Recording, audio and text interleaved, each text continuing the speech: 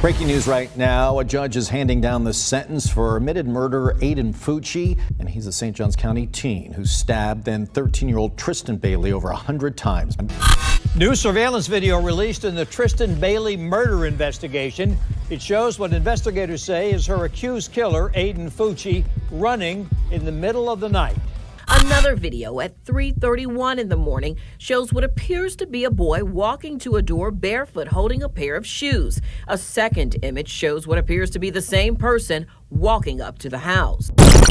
On Mother's Day, May 9, 2021, the body of 13-year-old student and cheerleader at Patriot Oaks Academy, Tristyn Bailey, was found in a wooded area near her home in Jacksonville, Florida, hours after her parents filed a missing persons report. She had been stabbed 114 times. Her post-mortem examination revealed that she had 49 defensive wounds on her hands and arms. Welcome to Quid. Here we share solved and unsolved cases. We hope that by sharing these stories, we all become more aware of the types of crimes that happen around us. And by doing so, we become smarter at detecting and hopefully preventing similar crimes. Let's get started. Tristyn fought for her life to the end.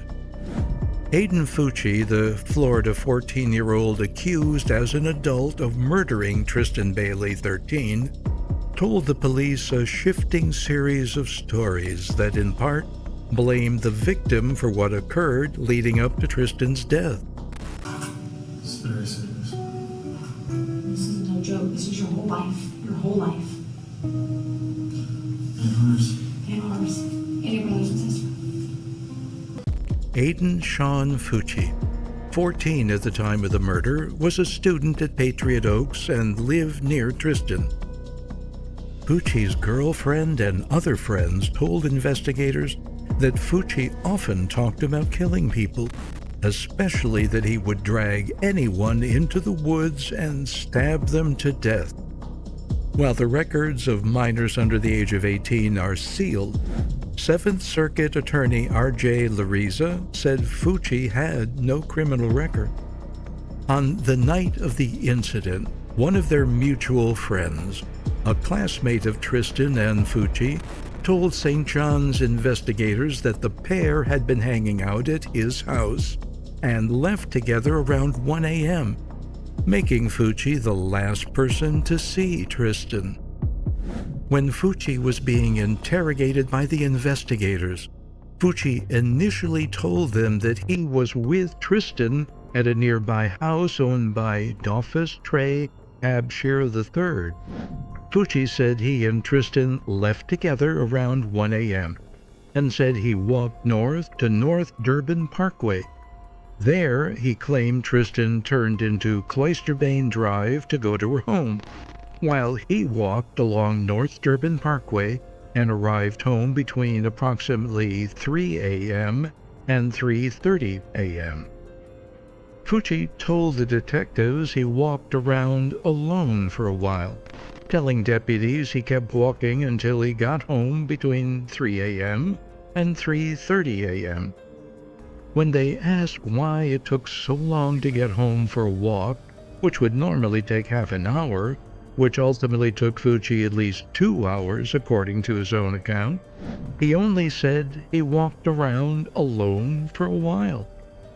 He told another story to Detective Kimberly Peluso. He told Peluso that Tristyn could be with a drug dealer who is in his 20s that she communicates with through Snapchat. Or, he suggested, she could be on a path by the North Amenities Center known for teenage drug use. Abshire had previously told the police he believed Fucci dropped Tristyn off at her home, was caught being outside by her sister, and then went to meet with a drug dealer. Abshire also said he thought Tristyn might be with a drug dealer who was in his 20s. Two of Tristyn's friends, named in the court documents as Samantha and Lena Creel, weren't home when police tried to ask them for information.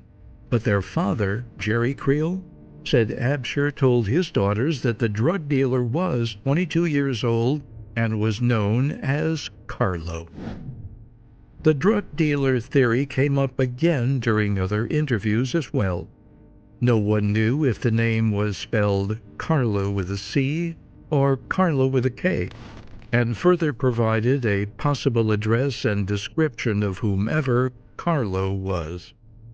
When investigators finally tracked him down, he was eliminated as a possible suspect, as he was last in St. Johns County on May 1st.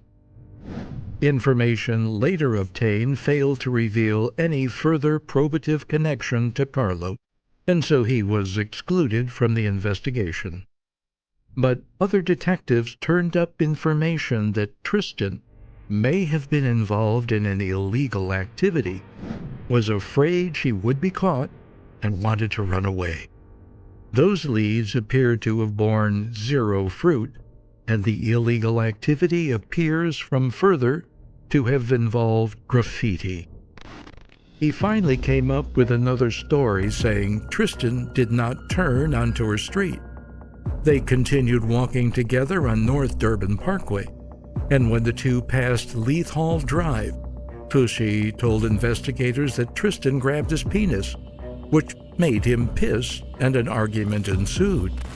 That's when he told authorities that he pushed her hard to the ground, where she hit her head and left her there. That incident is said to have occurred in the 600 block of North Durbin Parkway, just north of Leith Hall Drive. He said he was not sure if he saw Tristyn get up, due to him being dizzy from smoking marijuana earlier at the home they were visiting. On the night of her death, a friend said Fucci asked for Tristyn's number, according to police reports. He convinced her to leave home and meet at a friend's home, and video footage from a residence shows two people believed to be Fucci and Bailey Tristyn walking east on Saddlestone Drive, near the area where her body was later found, toward the end of a retention pond. An hour and 45 minutes later, the same video seems to show Fucci heading back, alone, carrying a pair of white Nike shoes and wearing blue jeans and a light-colored hooded sweatshirt. A Buck brand knife with a wood and brass handle was found in the pond near Tristyn's body, matching fragments of Tristyn's scalp, and turned out to be Fucci's knife. There was also a security video and DNA evidence. His home had blood-stained wet shoes and clothes in the room, blood and dirt running down the drain next to the sink in the bathroom, and wet denim jeans in the laundry basket. This final video takes us inside Aiden Fucci's home. His mother is seen inside of a bathroom washing a pair of pants. Fucci's mother, Crystal Smith, would be arrested for tampering with evidence in Tristyn Bailey's murder investigation. An empty knife sheath and a notebook with violent drawings were found in his room. A drawing of a nude female with her arms cut off, blood coming from the wounds and red X's over her breasts and genitals laying on Fucci's desk. In Fucci's notebook, the drawings had satanic elements, including a pentagram, a detective observed.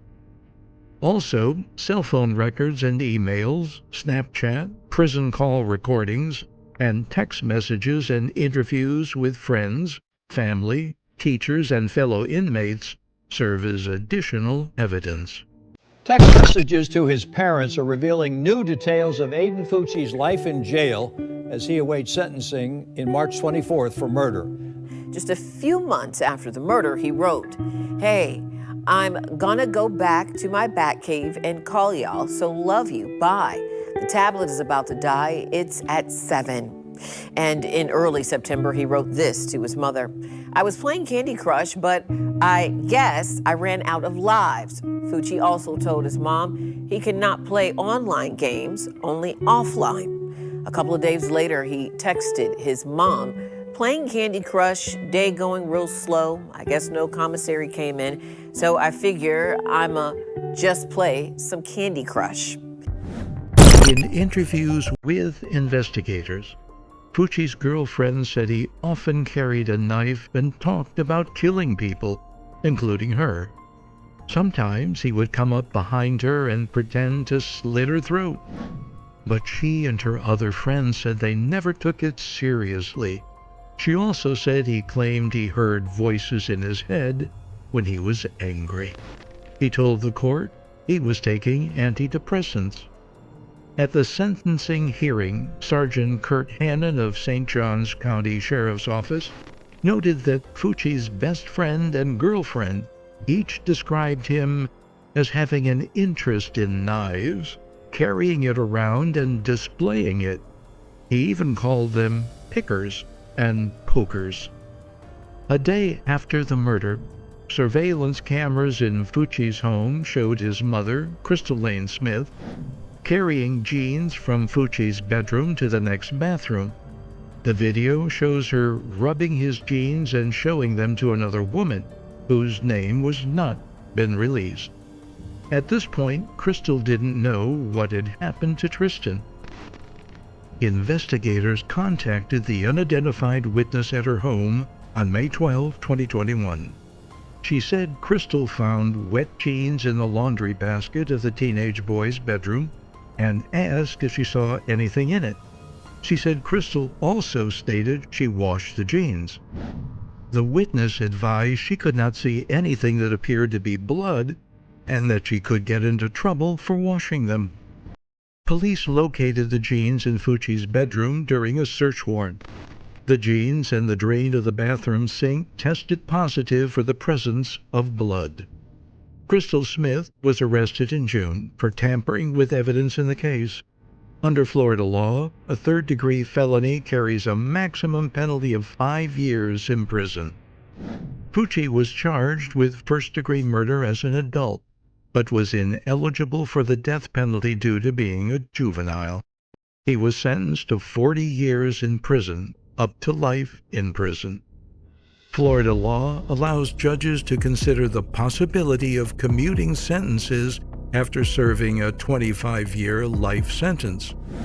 In the prison, the sheriff's office incident report stated that Fucci got into fights, possessed contraband, harassed and threatened inmates out of their commissary items, and argued with and threatened prisoners. A few incidents have been recorded. He was repeatedly pepper sprayed and had to be restrained. Another inmate said Fucci claimed that he was real because he stabbed a girl in her face, unlike other inmates who shot people. The reports say Fucci was on occasion placed in a restraint chair and placed in isolation cells for the safety of inmates, officers, himself, and property. Several reports detail a Christmas Day 2021 fight between Fucci and another inmate. The report says Fucci began the fight by striking the other inmate in the face. The officers tried to break it up using chemical spray. Fucci eventually complied, but the other inmate continued to strike inmate Fucci and was eventually hit with a taser. After the incident, Fucci was sent to solitary confinement because he had been relentless in his threats against the inmate's life. Fucci, who had been charged in St. Johns County, is currently being held in a juvenile facility prison in Duval County. Which of the evidence do you think is real and would go with? Do you think something else happened to Tristyn without the involvement of Fucci? I would love to hear from you by commenting below. Thanks for listening. See you on the next one.